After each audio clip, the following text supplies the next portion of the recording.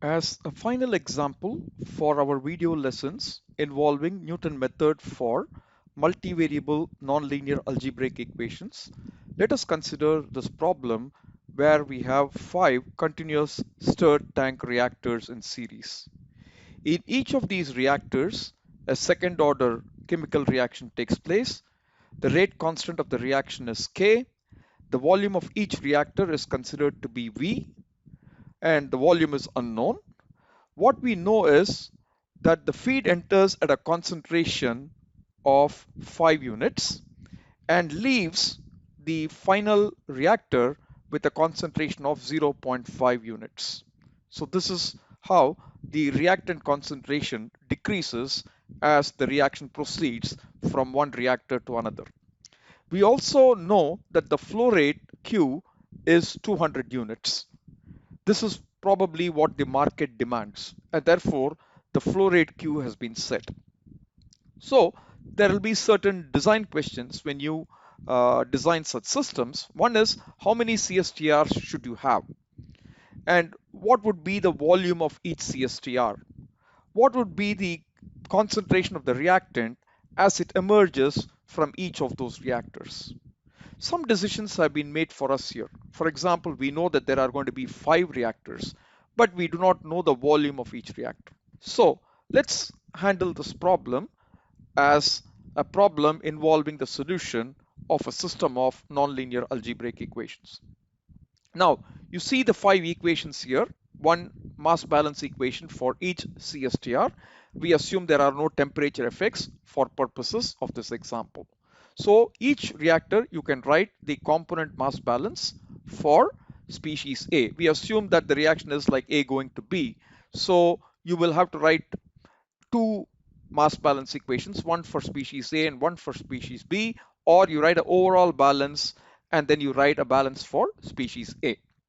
Now we assume that the overall balance is being done already here because we can assume constant densities, and then the inflow is Q into any reactor and the outflow is Q from any reactor. So when the flow rates, volumetric flow rates are the same and you assume constant density, we know that the mass that goes in is equal to the mass that comes out.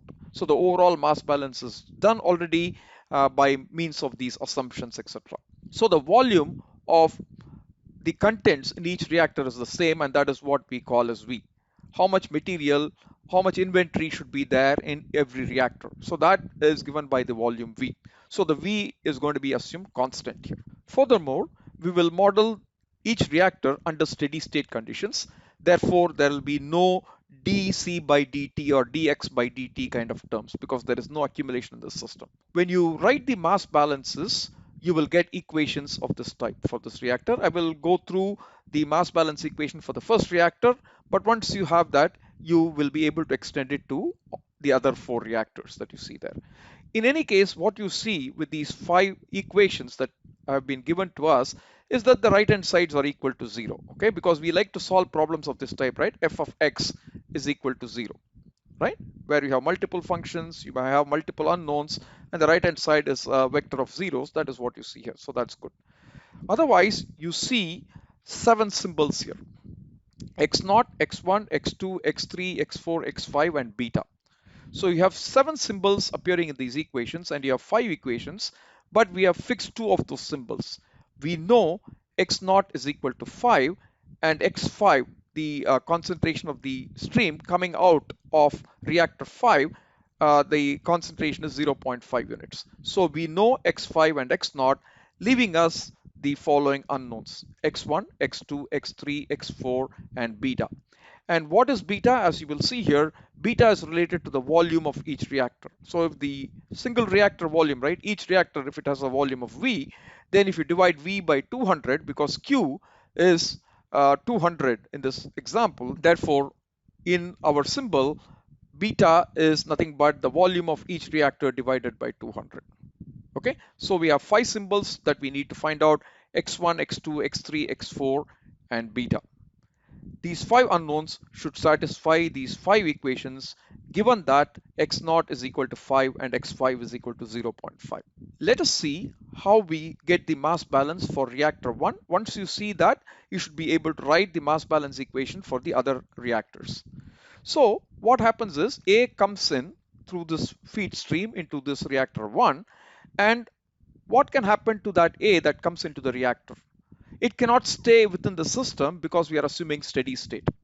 So the A that is unreacted can go out into its product stream, or it can get converted to B.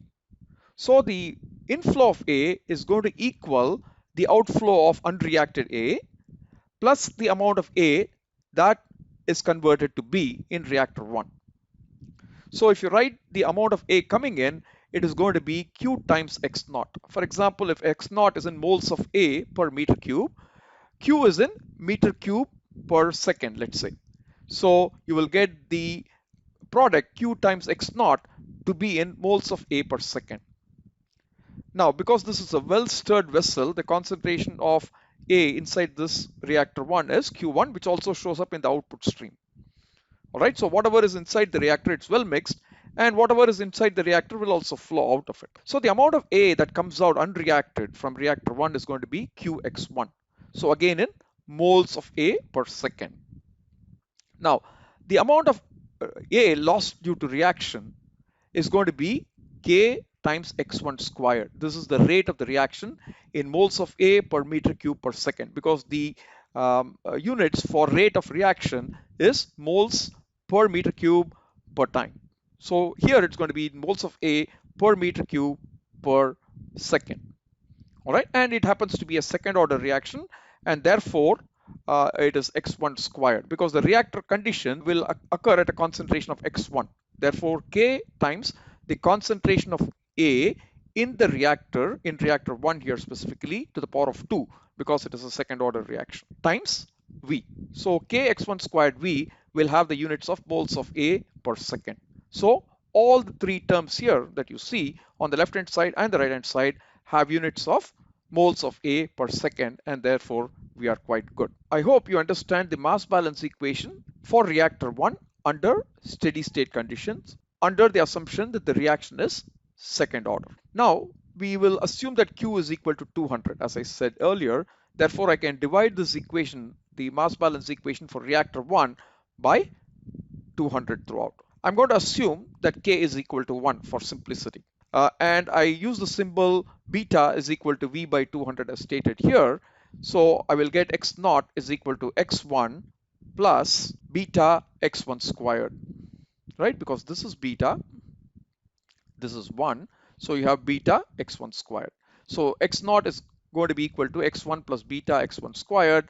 And then I can take the x naught to that side and have x1 plus beta x1 squared minus x naught is equal to 0, or beta x1 squared plus x1 minus x naught equals 0.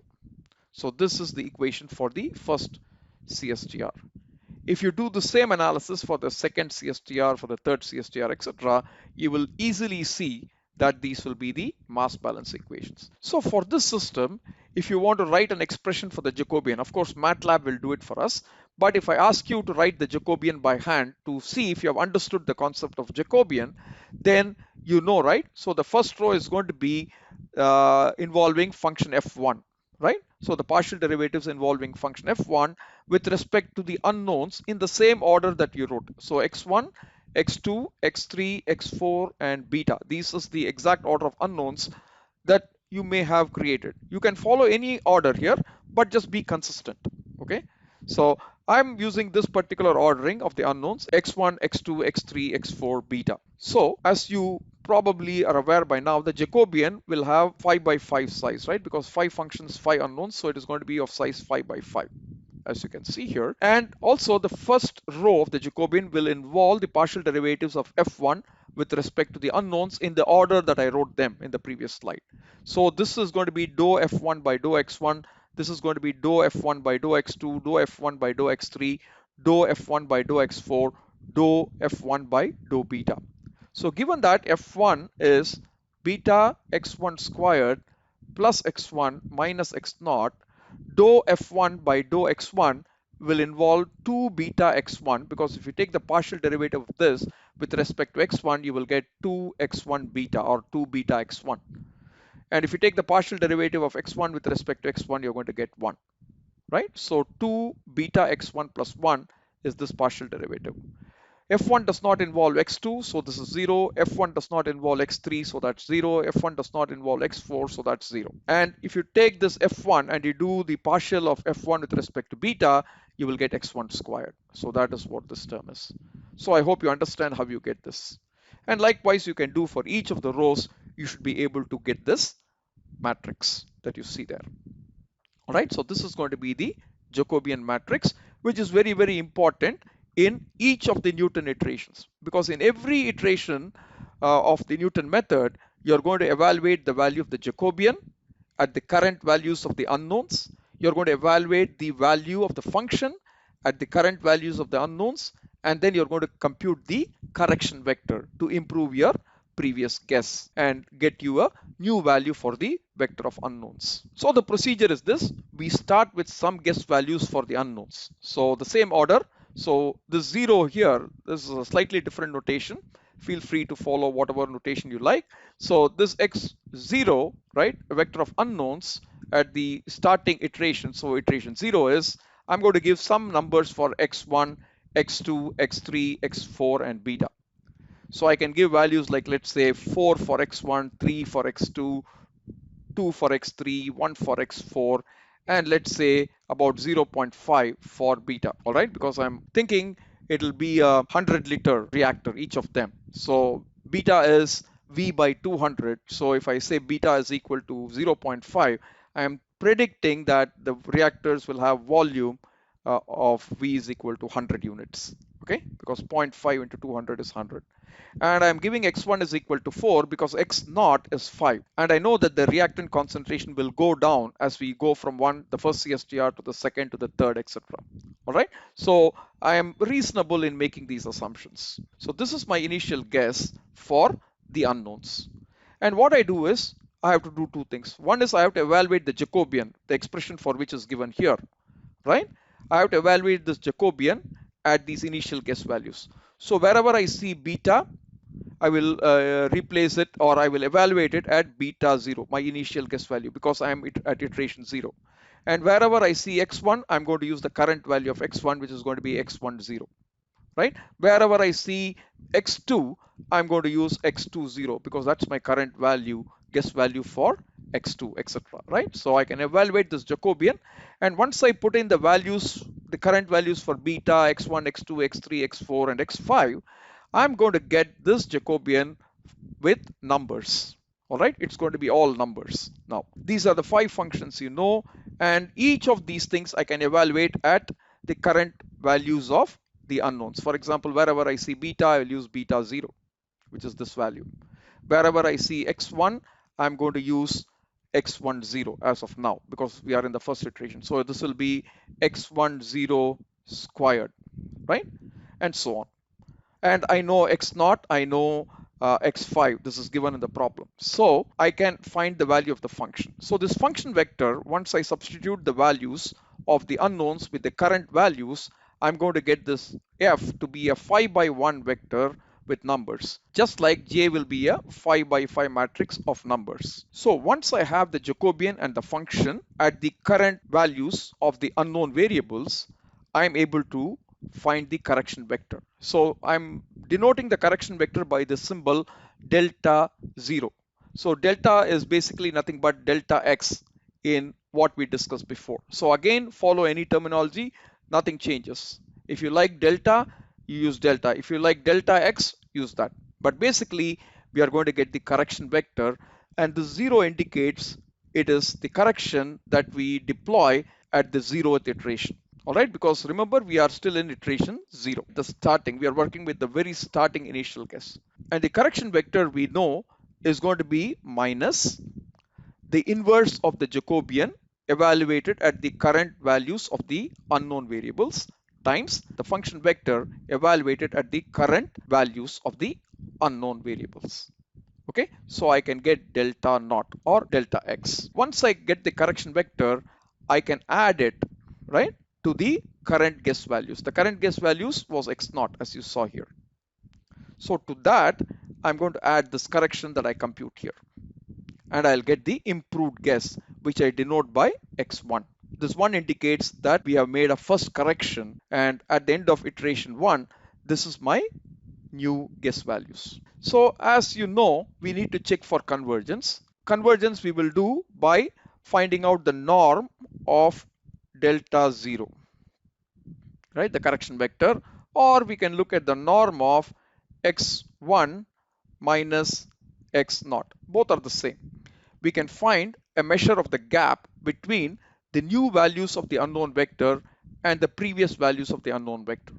So this and this will be the same, and norm is basically a way in which we denote the distance between two vectors, right, or the size of a vector.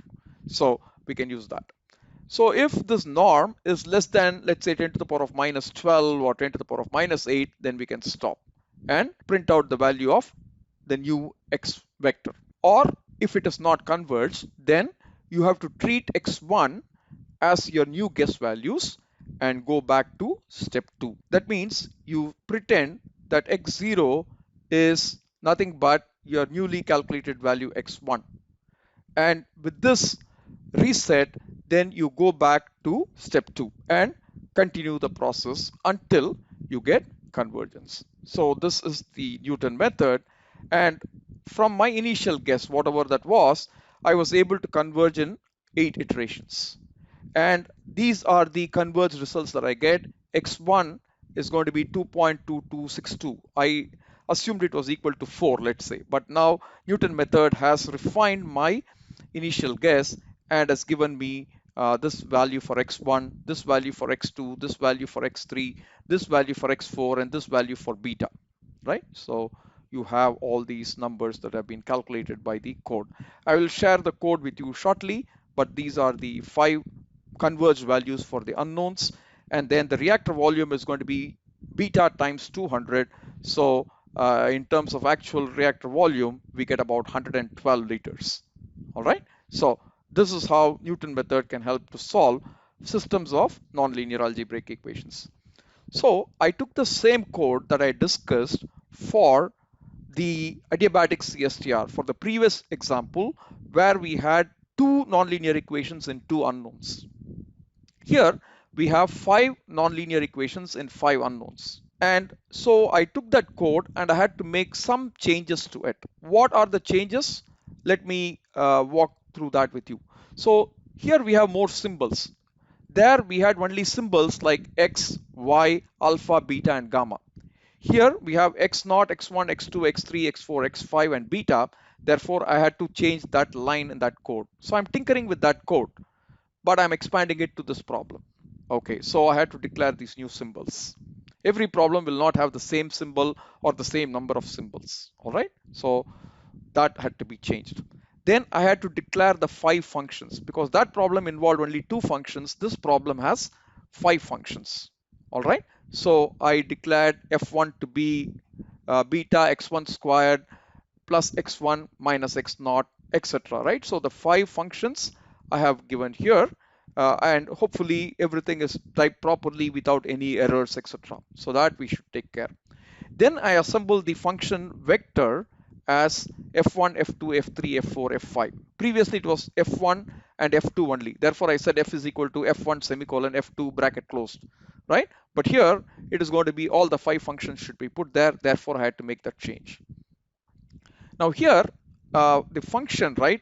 Once we have assembled this function vector f, then we can substitute some of the symbols which are given to us. So here f0 is given as 5 and x5 is given to be 0.5. Therefore, in the expression for f, I'm substituting for x0 and x5 the values of 5 and 0.5 respectively. And then the Jacobian, right, JAC, is going to be equal to Jacobian, the same command. Previously, I had Jacobian brackets open f, and then I had xy.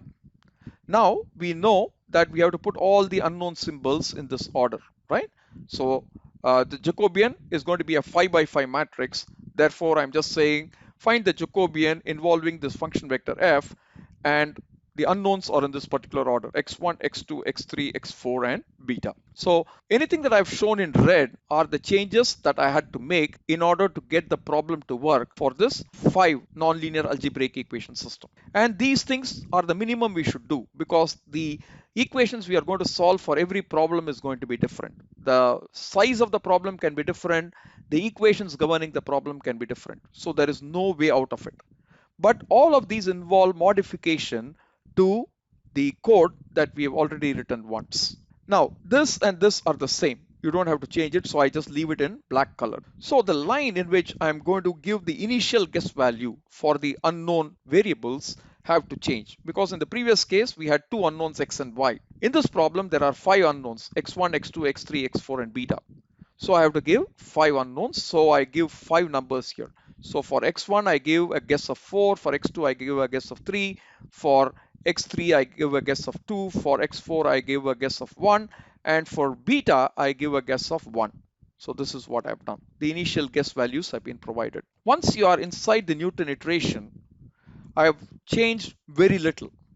For example, in the command for calculating the Jacobian at the current values, I have to now give all the 5 symbols. In the previous case, it was only x comma y. But now we are having 5 symbols: x1, x2, x3, x4, and beta in that order. So I had to change this part of the code, which I've shown in red. And in evaluating the function also, I have to say replace for x1, x2, x3, x4, and beta the values, corresponding values contained in sol old. So this part I had to make a change. All right, so I've shown it in red color.